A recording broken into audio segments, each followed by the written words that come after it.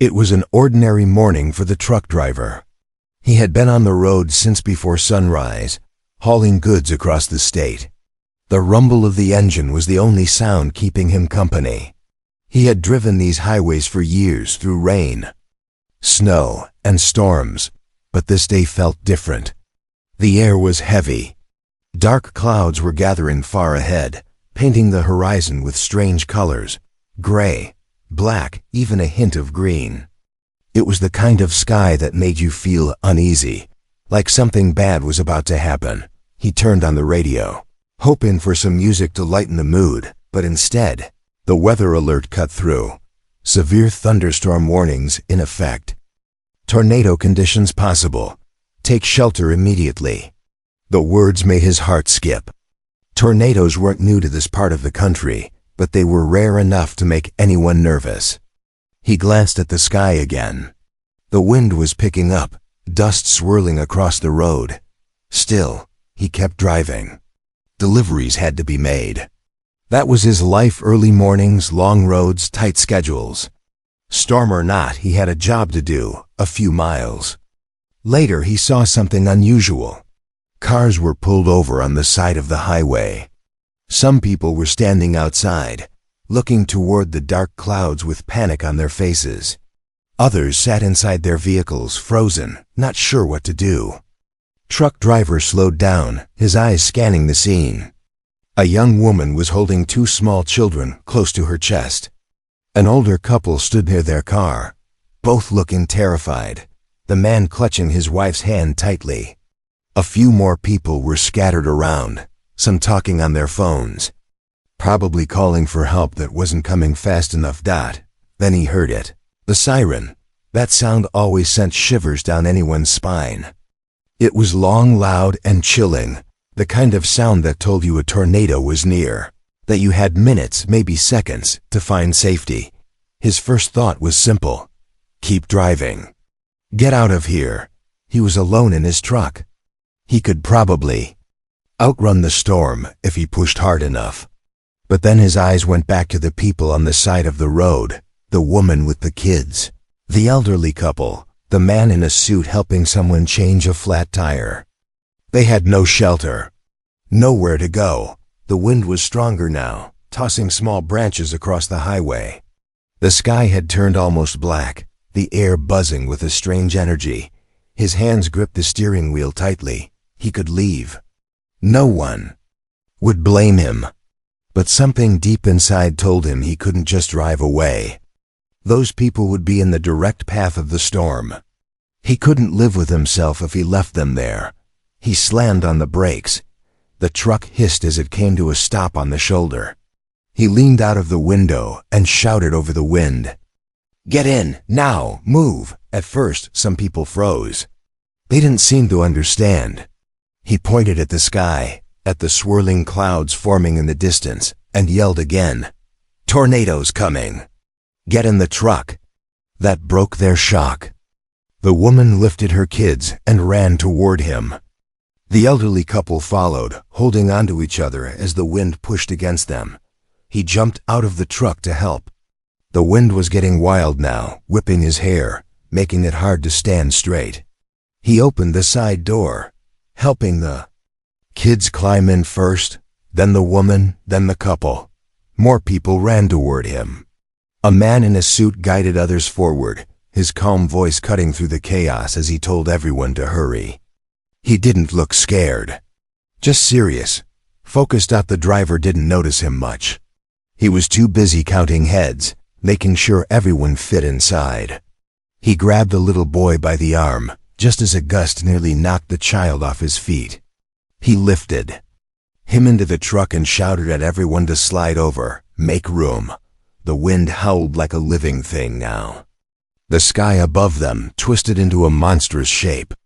He could see the funnel cloud forming in the distance, dipping lower, growing larger. His stomach dropped. Tornado, a big one, hold on tight.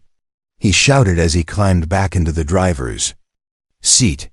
His heart was pounding so hard it hurt. He slammed the door shut, started the engine, and pulled back onto the road. The truck was heavy, slow to move, but he pushed it as fast as he could. He knew he had only minutes before the storm reached them.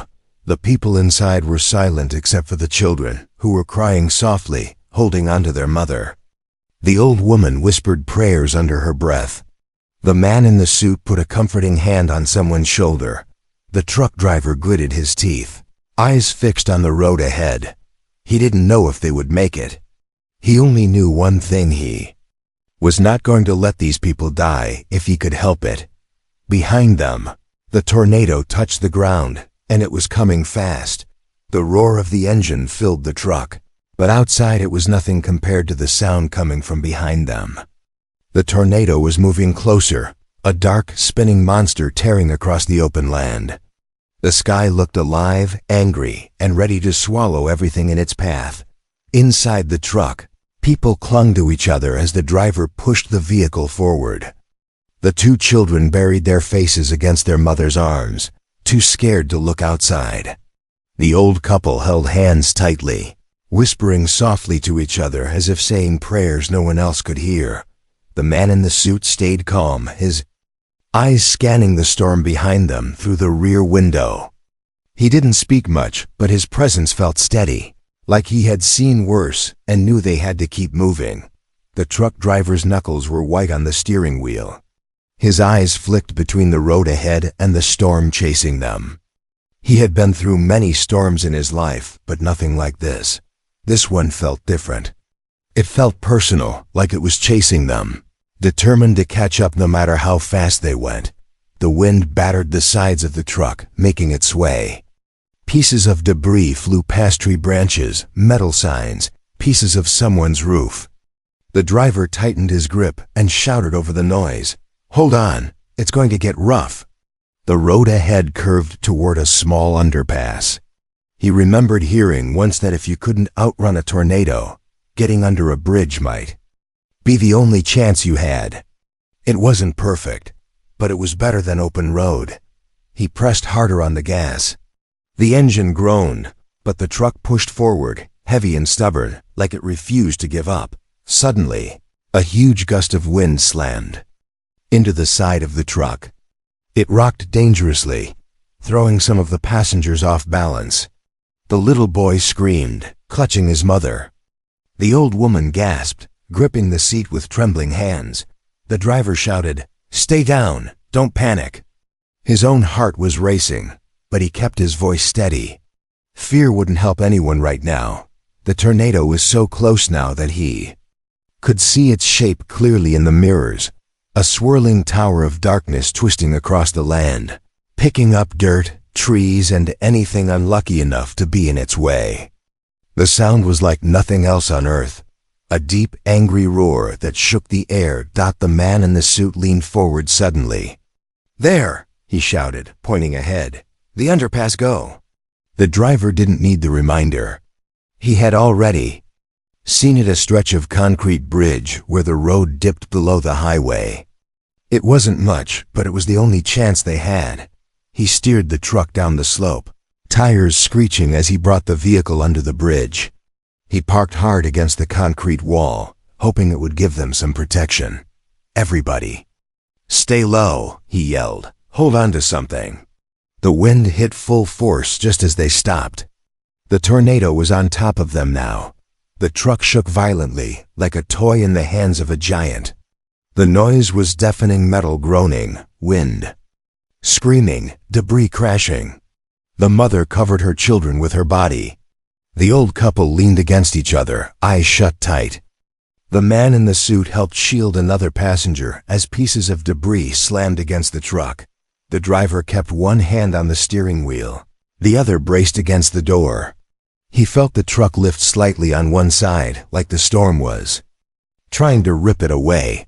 His heart pounded. If the wind flipped them, it would all be over. But the truck held. Somehow it stayed upright. The driver had parked it in the tightest space possible, and maybe that was what saved them. The bridge above took the worst of the wind, shielding them from the full power of the storm. Minutes passed like hours. The passengers barely breathed, listening to the chaos outside. The children cried softly. Someone whispered prayers over and over, their voice shaking but steady. The driver kept talking, shouting encouragement over the roar. "We're okay, just hang on. It's almost past." He didn't know if it was true, but he needed them to believe it. Finally, after what felt like forever, the wind began to weaken. The roar grew quieter. The shaking slowed. The air outside still howled, but the worst of it was moving away, tearing. Across the fields toward the horizon. The driver let out a long breath he didn't know he'd been holding. The people inside slowly lifted their heads, eyes wide with disbelief. They were alive. Somehow they had made it through. No one spoke for a long moment. The only sound was the fading storm outside and the soft crying of the children, too shaken to stop. The truck driver glanced in the mirror.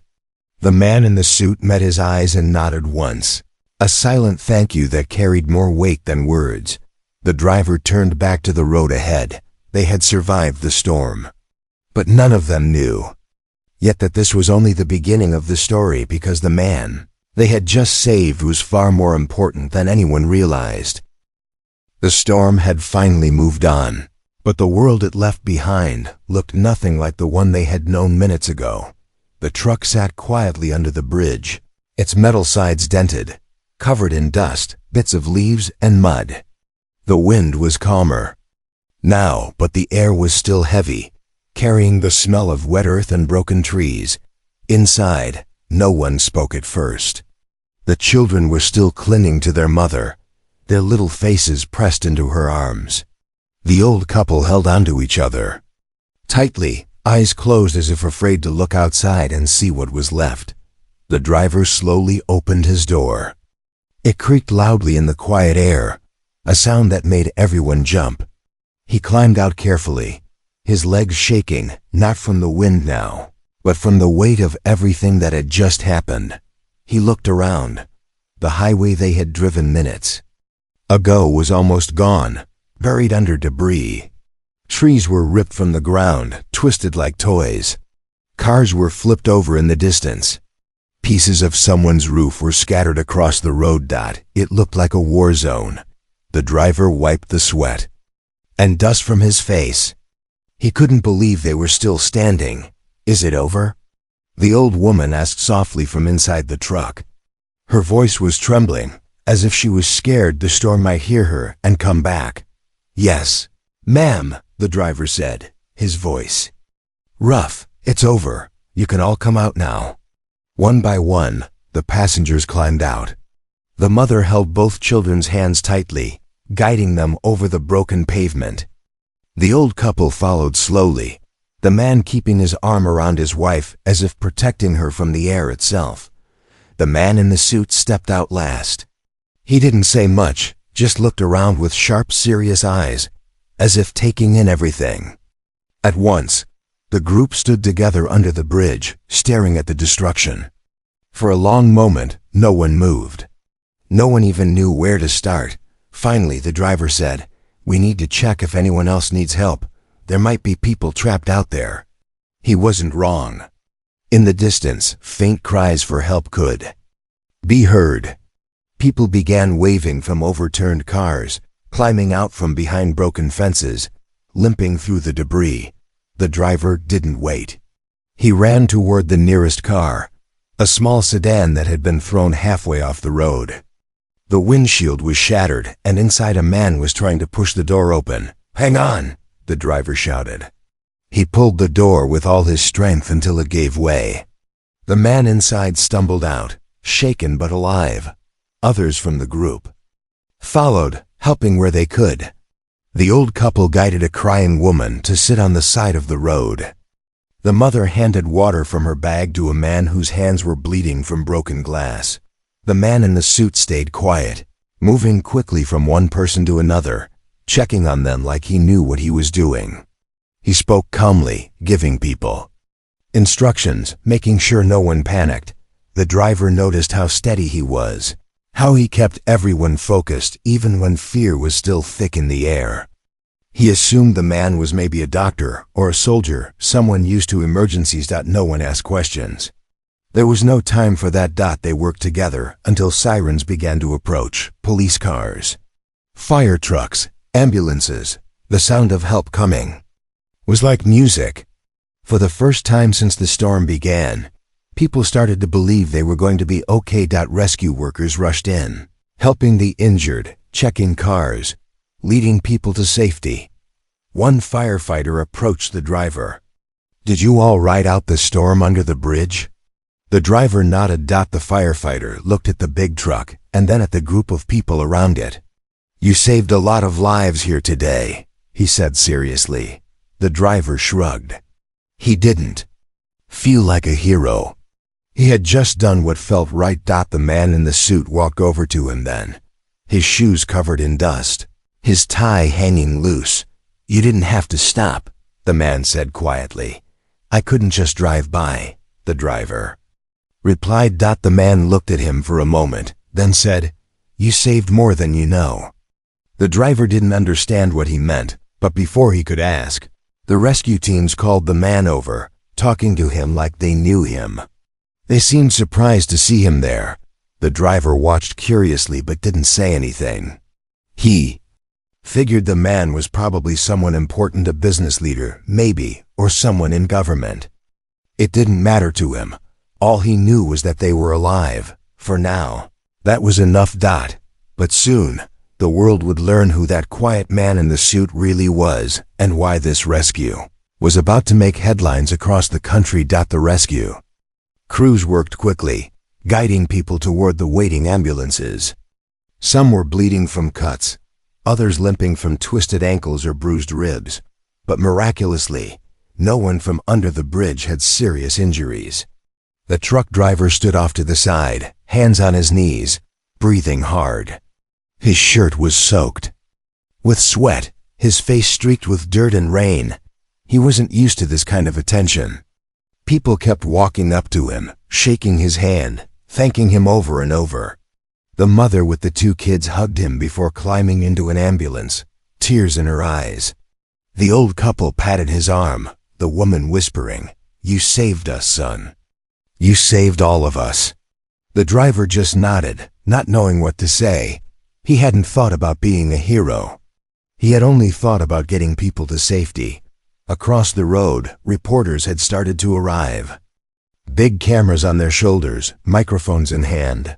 They moved quickly among the chaos, asking questions, filming the destruction. The tornado had torn through several towns, leaving trails of wreckage miles long. It was already national news. One of the reporters spotted the man in the suit. She stopped talking mid-sentence, her eyes going wide. "Is that?" she whispered to her cameraman. It was. Within seconds, the area exploded with noise. Reporters swarmed toward the man in the suit, shouting his name. Police officers quickly stepped in, forming a circle around him. The truck driver frowned in confusion. What was going on? He saw the man in the suit talking calmly to a police officer, nodding, as if confirming something. Then one of the reporters turned to the camera, her voice trembling with excitement. "Viewers, we can now confirm. Senator William Harris was among the survivors of this tornado. He was rescued by a truck driver who risked his life to bring people to safety." The words hit the driver like a brick. A senator? He stared at the man in the suit, suddenly seeing him differently. The quiet, calm man who had helped guide people into the truck, who had barely spoken during the storm, was one of the most powerful people in the country. And he had been right there, sitting in the back of the truck like everyone else. The senator turned then, his eyes finding the truck driver. He walked over slowly, brushing dust from his jacket, his expression unreadable until he stopped in front of the man who had saved him. The cameras followed, flashing lights everywhere, reporters shouting questions, but the two men ignored the chaos for a moment. "Sir," the senator said quietly, "I owe you my life." The truck driver shifted uncomfortably. "I didn't know who you were," he admitted. The senator smiled faintly. "That's why it means even more. You didn't stop because I was important. You stopped because people needed help." The driver didn't know what to say. He wasn't used to speeches or cameras. He was just a man who drove trucks for a living. But the senator wasn't done. He turned to the reporters. "This man," he said, pointing at the driver, "risked everything today. He saved families, he saved children, and yes, he saved me too. Without him, we might not be standing here right now." The cameras clicked furiously. Reporters pushed closer, shouting questions at the driver, but he shook his head. "I'm no hero," he said softly. "I just did what anyone should do." The senator looked at him like he wanted to argue, but instead he just put a hand on the driver's shoulder and said, "Sometimes the real heroes are the ones who don't want the title." More police arrived then, guiding the senator toward a waiting vehicle. He paused only once to thank the driver again before disappearing into the crowd of cameras and flashing lights. The truck driver stood there for a long moment, watching the chaos around him. His big rig sat covered in dust and branches, the storms, scars all over its metal sides. He thought about the families he had picked up, the kids he had seen crying in the back seat, the old couple holding hands like they might never let go again. He didn't care about senators or reporters. He was just grateful they were alive, but he had no idea that his life was about to change forever. The story was spreading fast on television, on the internet, across social media. By the time the sun set, millions of people would know about the quiet truck driver who had braved a tornado to save strangers, including one of the nation's most powerful leaders. By evening, the storm was gone, but the story of what happened under that bridge was only beginning to spread. News crews from all over the state showed up the next day. Pictures of the battered truck and the survivors huddled inside were already everywhere on TV, online, even in newspapers. People couldn't stop talking about the quiet truck driver who had risked his life to save strangers. Not knowing one of them was a U.S. senator, the driver tried to go back to his normal life. He had deliveries waiting. He had bills to pay, but things didn't feel normal anymore. People stopped him in gas stations to shake his hand. Strangers paid for his coffee at diners. Some even left thank you cards on the windshield of his truck. The story had touched people's hearts because it wasn't about politics or fame.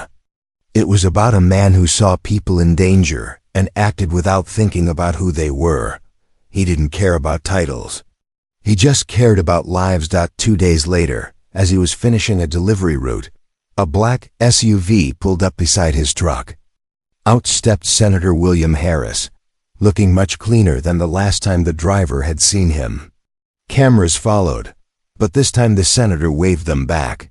Wanting a quiet moment, he shook the driver's hand firmly. "I meant what I said." "The other day," the senator told him, "you didn't just save my life.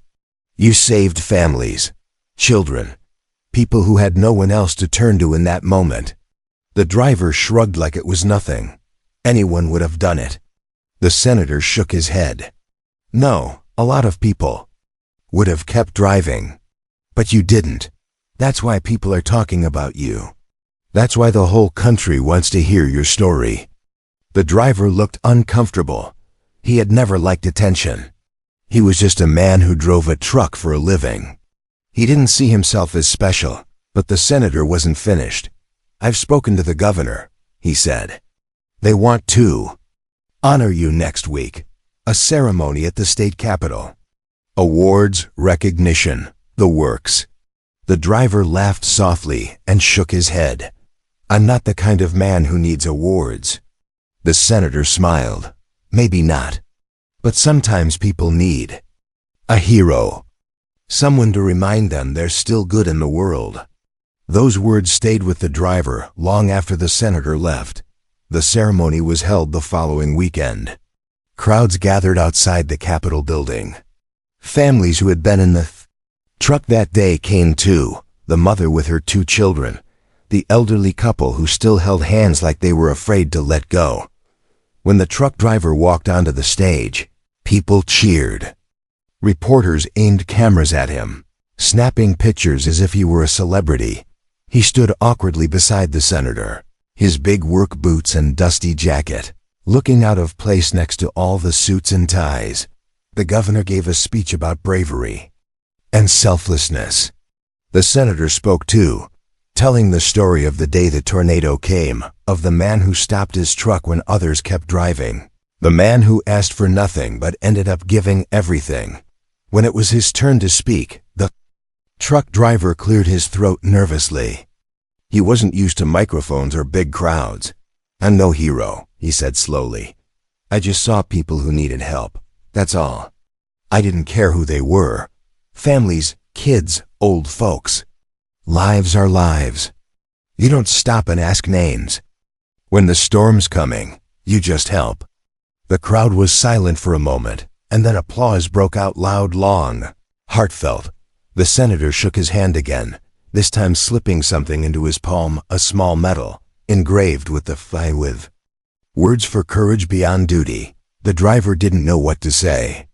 He wasn't a man of many words, but he felt something heavy in his chest as he looked at all the people he had saved. The mother waved at him from the crowd, her kids smiling beside her. The old couple held up a sign that said, "Thank you, hero." For the first time, the driver realized this wasn't about awards or medals. It was about hope, about reminding people that in a world full of storms, both real and the kind life throws at you, there are still people who will stop and help without expecting anything in return. That night, the driver went home, parked his truck, and sat on his porch watching the sunset. His life would go back to normal eventually. The cameras would leave, the news would move on. But somewhere out there, families were sleeping safe tonight because he had made a choice on a stormy road. He didn't think of himself as a hero, but to them, and to the whole country, he would always be the man who risked his life in a tornado, not knowing he had saved a U.S. senator and so many more.